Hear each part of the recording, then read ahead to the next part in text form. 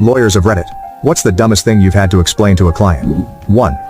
In my state we have this thing called victims' compensation. An oversimplification of how it works goes as follows.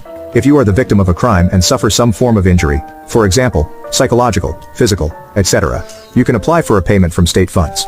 If you are the perpetrator of one of those crimes, for example, an assault, robbery, pedophilia, etc., an order can be made for you to pay the state back an amount relating to that victim's compensation. I had a client who felt the process of being convicted for assaulting his relatives, and having to pay victims' compensation back to the state was arduous, and in return, he should be receiving victims' compensation from the state. So, that was fun to explain. 2. I once had to explain to a client that he could, in fact, fire an employee for 1. Stealing significant sums of money from the safe, 2. Pulling a gun on a coworker who questioned these activities, and 3.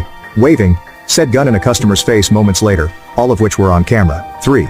I once had to explain what a maiden name was. They